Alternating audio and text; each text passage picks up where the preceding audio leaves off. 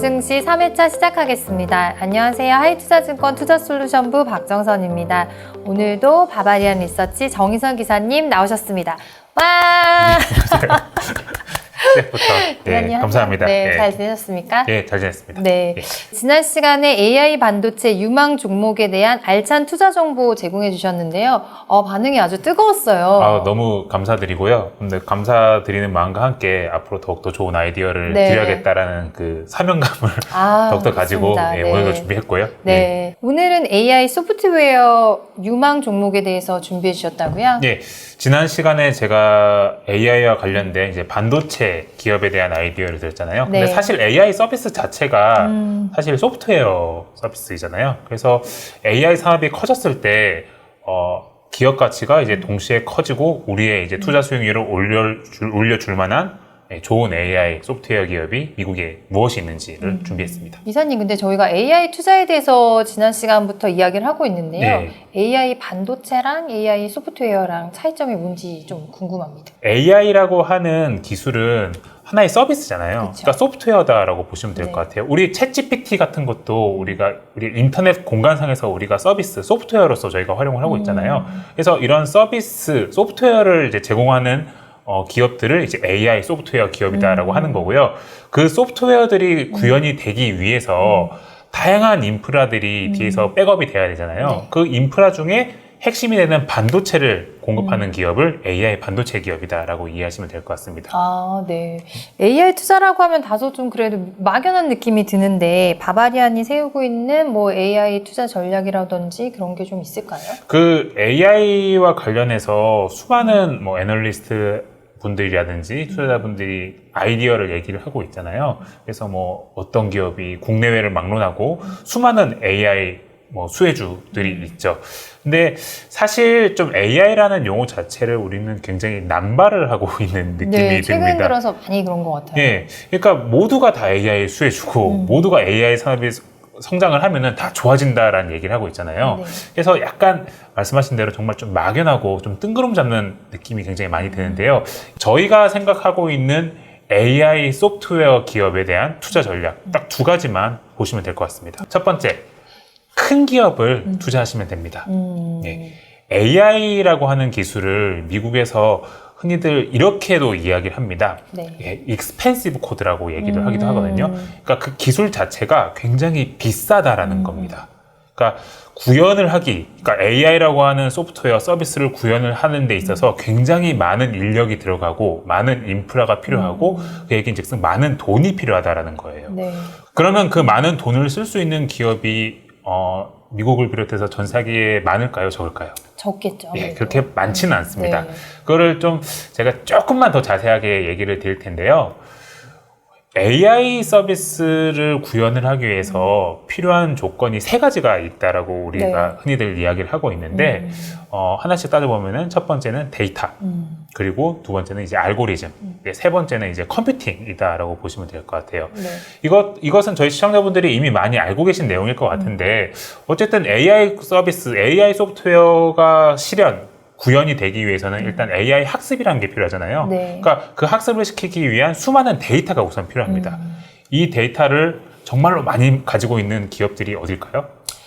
마이크로소프트. 예, 그렇죠. 미국의 방금 말씀하신 것처럼 이제 미국의 빅테크 기업들, 마이크로소프트, 구글, 아마존 등등. 그리고 뭐 중국으로 치면 알리바바나 텐센트 등이 있겠죠. 이런 빅테크 기업들이 AI 학습을 위한 데이터들을 정말 풍부하게 많이 가지고 있다고 보시면 될 것 같습니다.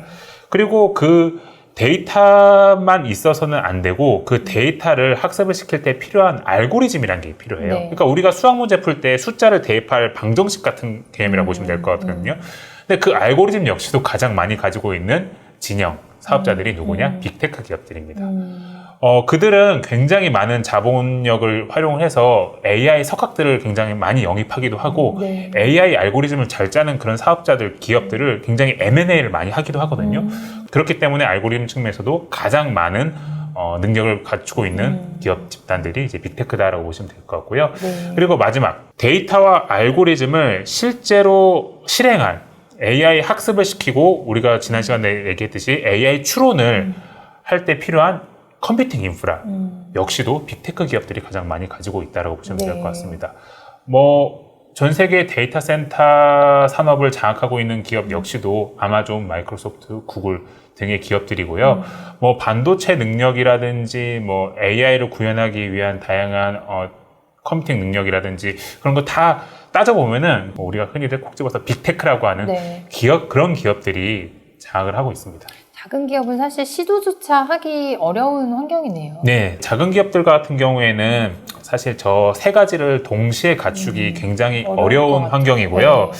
그리고 AI 기술의 특성상 저 세 가지 기업을 동시에 확보를 해야지 구현이 서비스가 가능하거든요. 네. 근데 뭐 빅테크가 아닌 이상해야 저런 세 가지 3요소를 동시에 갖추기 쉽지 않은 것이 현실인 것 같습니다. 네. 우리가 AI 기업, AI 소프트웨어 기업에 투자하기 위한 두 번째 기준 전략은 뭐냐면요.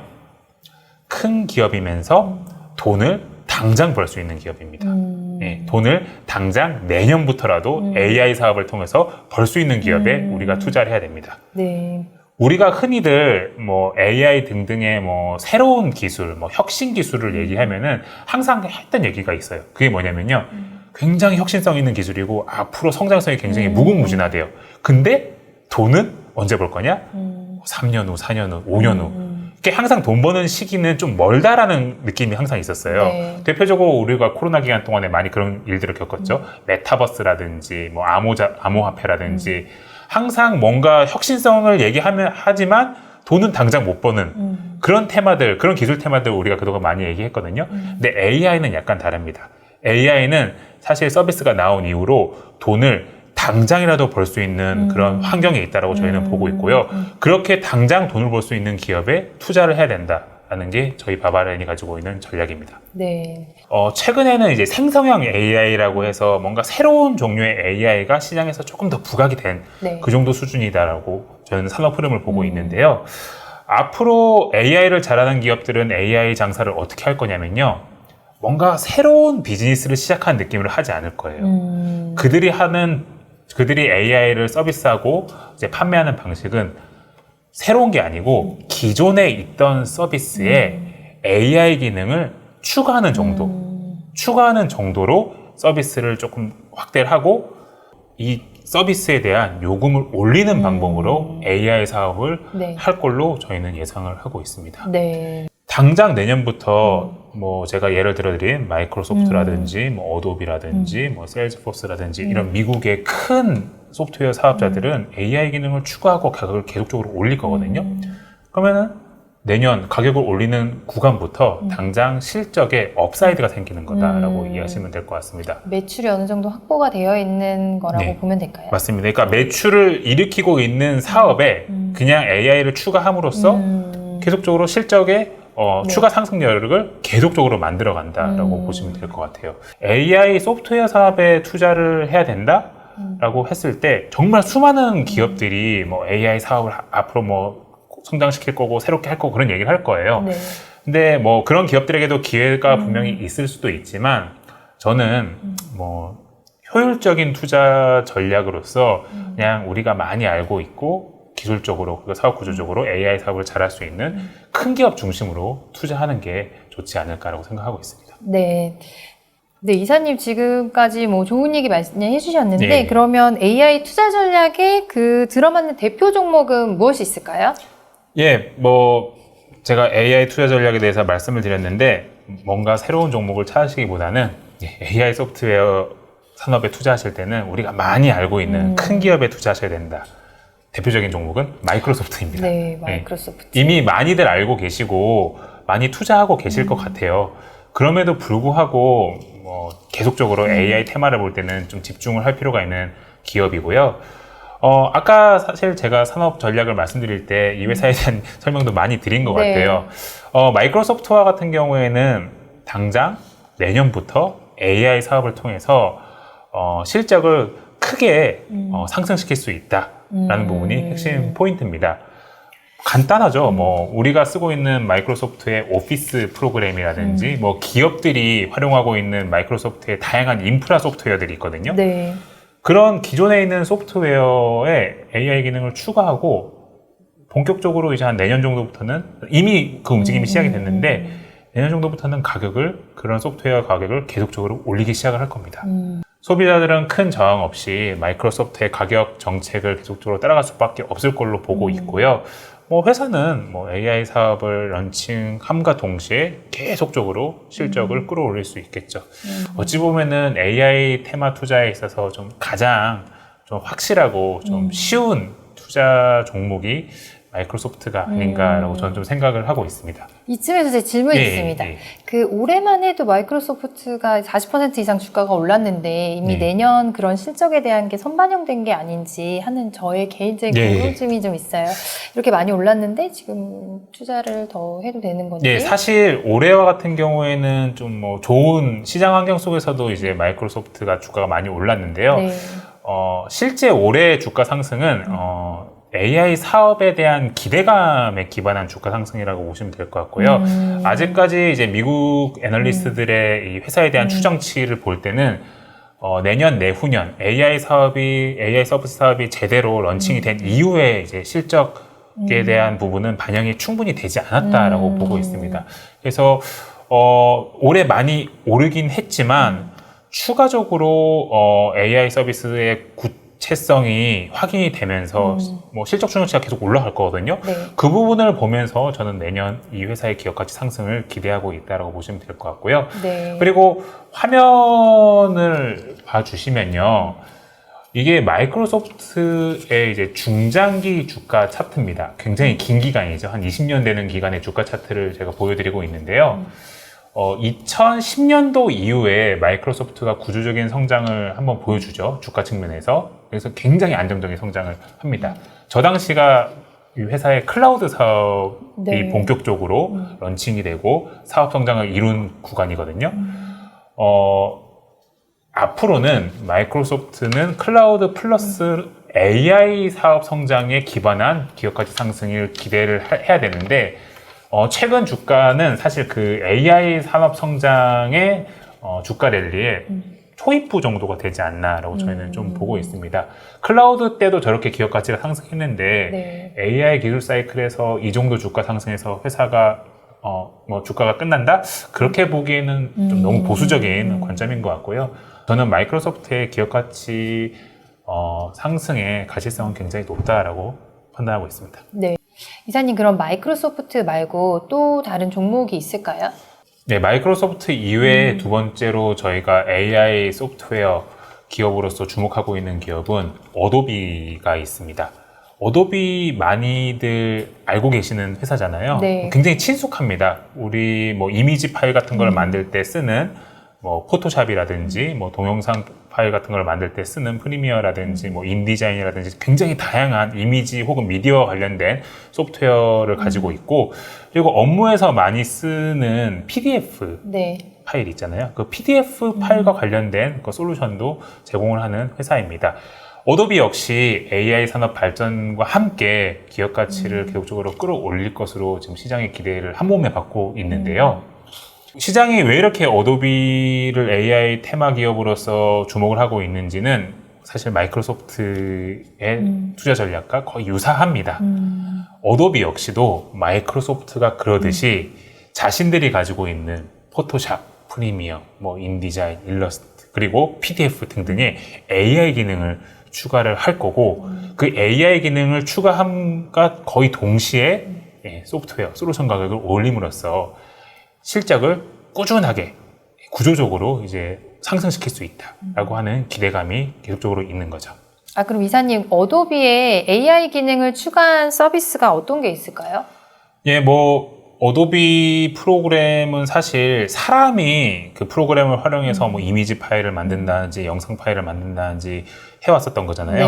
AI 기능이 추가가 되면요, 사람이 그동안 해왔던 그런 좀 잡다하고 노동 집약적인 일을 AI가 대신을 해줄 수 있게 됩니다. 뭐 화면을 보시면서 이제 간단하게 예를 들어드릴 수 있을 것 같은데요. 어도비의 AI 서비스는 이제 파이어플라이라고 해서 많이 알려져 있는데요. 이런 AI 서비스가 뭐 포토샵 등에 활용이 돼서, 지금 왼쪽 그림을 보시면은 기존의 저 남자 사진 있잖아요. 저기에 그냥 텍스트로 이 남자의 자켓을 빨간 자켓으로 바꿔줘. 이러면은 AI가 저 남자가 입고 있는 옷을 빨간 자켓으로 바꿔줍니다. 기존에 사람이 하려고 하면은 저걸 일일이 다 그리거나 네. 디자인 작업을 해야 됐던 거겠죠.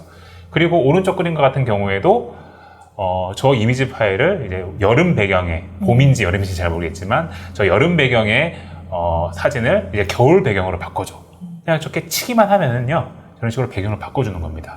네, 저도 최근에 저 사진, 저 영상을 보고 참 좋은 세상이다 맞습니다. 생각했어요. 네. 그래서 어도비 프로그램을 활용하는 수많은 디자이너들이라든지 그런 기업체들이 저런 AI 기능을 활용해서 굉장히 작업 시간을 줄일 수 있고요. 비용을 세이빙할 수 있게 되는 거죠. 네. 네, 그만큼 어도비는 효용을 고객들이 가져가는 대신 가격을 올리겠다라는 전략을 짜고 있는 거고요.